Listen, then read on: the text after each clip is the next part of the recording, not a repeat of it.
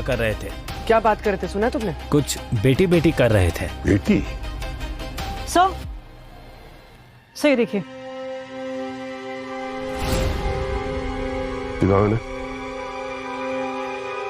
हाँ यही थे। ये दोनों के बीच काफी गर्मा गर्मी हो रही थी और हाथापाई भी हुई थी। बुलाओ इसे ब्यूरो में। तुम्हारी धीरेन के साथ हाथापाई हुई थी या नहीं? हाँ। तो बता क्यों नहीं? मैं डर गया था, आप लोग सीआईडी है, अगर ये बात नहीं छुपाता तो आप सब मुझ पर ही शक करते। शक नहीं, अब पूरा यकीन हो गया है कि धीरेन को तुमने ही मारा है। नहीं सर, मैं ऐसा नहीं कर सकता हूँ।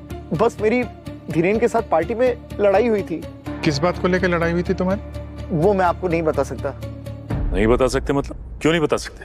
क्योंकि वो पर्सनल है। ओ हेलो मिस्टर अक्षय, अभी अगर दया सर पूछेंगे ना तो पिछले जन्मों की बातें भी बोलने लगोगे। जो पूछ रहे चुपचाप बताओ।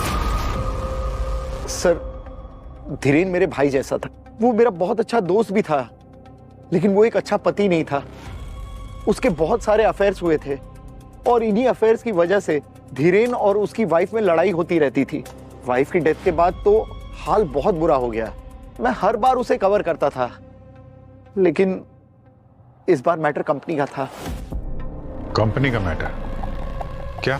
उसका मेरी असिस्टेंट कनिका के साथ अफेयर था। Hello sir. Hello ma'am. Sir का रूम ये है। तो इस बात को लेकर लड़ाई हुई तुम लोगों की? नहीं सर, एक्चुअली मैंने कंपनी के अकाउंट से कुछ अमाउंट कनिका के अकाउंट में ट्रांसफर किया था ताकि ये बात बाहर ना आए। धीरेन को पता चला तो वो बहुत गुस्सा हो गया था।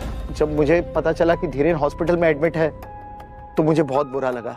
मैंने उससे माफी मांगने के लिए उसे कार्ड, केक और फ्लावर्स भी भेजे थे। वो सब तो ठीक है, लेकिन कंपनी के फंड्स इधर उधर करना कानूनी जुर्म है, मालूम है ना? दया सर, इनके सारे बैंक अकाउंट अच्छी तरह से चेक करो। मनी ट्रांसफर वगैरह सब कुछ, सब पता चल जाएगा, समझे? सब पता चल जाएगा। दया चलो। वो सॉरी वाला मैसेज, उसके बारे में कुछ पता चला? सर, उसने किसी पुराने मॉडल से वो मैसेज भेजा है। थोड़ा टाइम लग रहा है। जानबूझ के पुराना फोन इस्तेमाल किया ताकि आसानी से ट्रैक ना हो, वरना आजकल तो सब लोग स्मार्टफोन यूज करते हैं, कैमरे वाला। एक काम करते हैं, धीरेन के सारे कॉन्टैक्ट्स की लिस्ट बनाओ। देखो उनमें से किसी के पास इस तरह का फोन है क्या, पता तो चले कि ये सॉरी बोलने वाला है कौन। हाँ सारुण के, क्या खबर है? खबर ये है बॉस कि सोने के दाम गिर रहे हैं, इन्वेस्ट कर लो। बड़े अच्छे मूड में हो, कुछ बड़ा हाथ लगा क्या? बहुत बड़ा हाथ लगा है। तो दिखा ना। बॉस, डॉक्टर एकदम सही कह रहा था। हॉस्पिटल में ये बंदा एकदम हेल्दी था। मगर डॉक्टर साहब, आपने तो कहा था कि धीरेन की मौत ब्रेन हैमरेज से हुई थी। हुई नहीं थी, मौत करवाई गई थी। ब्रेन हेमरेज जैसे कुछ, मैं बताता हूं। इसकी मदद से करवाई गई थी। क्या ये? न्यूरोथ्रोम्बेक्स वर्जन 5। बरसों की कड़ी मेहनत और मेडिकल रिसर्च से इसे बनाया गया है। सिर्फ 2 बूंद काफी है इसकी किसी भी इंसान की जिंदगी लेने के लिए। ऐसा क्या करता है केमिकल? सचिन, ये पूछो क्या नहीं करता है, मैं बताता हूं। यहाँ आइए, ये देखो, ये किसी भी इंसान की ब्लड वेसल्स को कमजोर कर देता है और उससे ब्लड क्लॉटिंग शुरू हो जाती है, ठीक वैसे ही जैसे किसी के ब्रेन हेमरेज के वक्त होती है। तो किसी ने जानबूझ के धीरेन को ये ड्रग दिया था? बिल्कुल। ये देखो, ये जो न्यूरोटॉक्सिक कंपाउंड है, इसकी वजह से इसकी ब्लड क्लॉटिंग की एबिलिटी खत्म हो गई थी। ये देखो कैसे अजीब से पैचेस दिखाई दे रहे हैं। बस मुझे भी शुरू में यही लगा था कि शायद इसे ब्रेन हेमरेज ही हुआ है। सर, ये ड्रग इतनी आसानी से किसी को भी दिया जा सकता है? सचिन, यही तो खासियत है इसकी। इसकी ना अपनी कोई स्मेल होती है, न इसका कोई कलर होता है, न कोई टेस्ट होता है। आसानी से किसी भी चीज में डिसॉल्व हो जाता है और कोई कलर भी नहीं छोड़ता। बिल्कुल नहीं। ये देखो,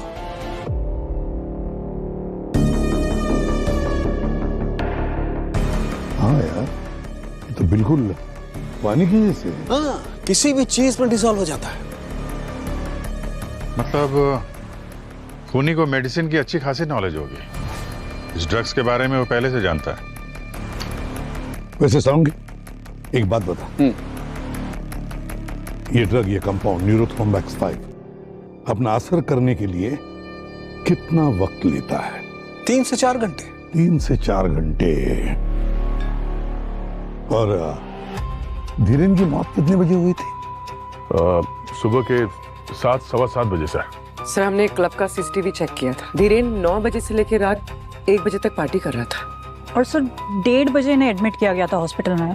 धीरेन 9 बजे से 1 बजे तक पार्टी कर रहा था, फिर 1:30 बजे उसे हॉस्पिटल में एडमिट किया और फिर 7 बजे, सवा 7 बजे उसकी मौत हो गई। मतलब बीच के 3-4 घंटों में ही इस ड्रग ने अपना काम किया था। मतलब रात को 2 या 3 बजे से ड्रग दिया गया होगा। अक्षय कहाँ था उस वक्त? सर क्लब के सीसीटीवी के हिसाब से अक्षय क्लब में ही था। सर लेकिन अक्षय तो पूरी रात अकेला था, अकेला पार्टी कर रहा था। सर फिर कौन हो सकता है जिसने जहर दिया? वही पूर्वी, वही जो धीरेन के कमरे में गया था। पता लगाओ कौन गया था धीरेन के कमरे में, और फिर जो भी गया था उसके हाथ ये न्यूरोथ्रोम्बिक्स वर्जन 5 ड्रग लगा कैसे? सर धीरेन के फैमिली और फ्रेंड्स में जितने लोगों ने बर्नर फोन्स खरीदे हैं उनकी लिस्ट निकाली हमने। एक आदमी है जिसने 15 बर्नर फोन्स खरीदे हैं। कौन है वो? सर धीरेन खुद। वो अपने स्टाफ को बर्नर फोन्स ही देता था। तो डिजिटल फॉरेंसिक को धीरेन के स्टाफ का फोन भिजवा देते हैं, पता तो चले कि ये सॉरी मैसेज भेजा किसने था। आइए सर। हाँ। ये रही उस रात की फुटेजेस। लेकर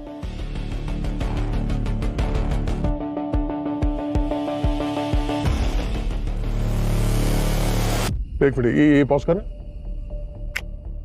ये तो कोई औरत है।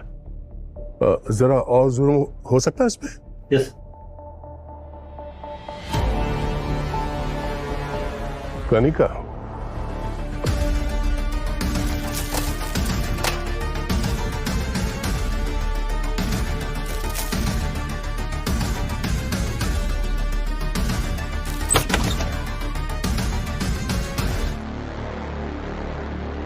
ये धीरेन के रूम में आप दोनों की ड्यूटी थी? जी सर। जी सर। आपने किसी को भी धीरेन को कुछ अलग से खिलाते हुए देखा? नो सर, डॉक्टर ने सर को कुछ प्रिस्क्राइब किया नहीं था और हमने भी अपनी तरफ से कुछ नहीं खिलाया। अच्छा, तो फिर जहर किसने खिलाया? जहर? जी हाँ, जहर। धीरेन की मौत जहर की वजह से हुई थी। उसे किसी ने जहर दिया था हॉस्पिटल में। आपने किसी को देखा इन्हें कुछ अलग से खिलाते हुए या फिर बाहर से कुछ मंगाया गया हो? हाँ सर, एक पार्सल आया था केक का, साथ में कार्ड और फ्लावर्स भी थे, लेकिन तृप्ति मैम ने तो सिर्फ फेंकवा दिया था डस्टबिन में। सर कहीं वो जहर उस केक में तो नहीं था? ये केक कहाँ फेंका आप लोगों ने? सर हॉस्पिटल का सारा कचरा गार्बेज एरिया में फेंका जाता है। ठीक है, आप लोग जा सकते हैं। Thank you sir. एक काम करते हैं। हाँ सर। गार्बेज एरिया चेक करते हैं।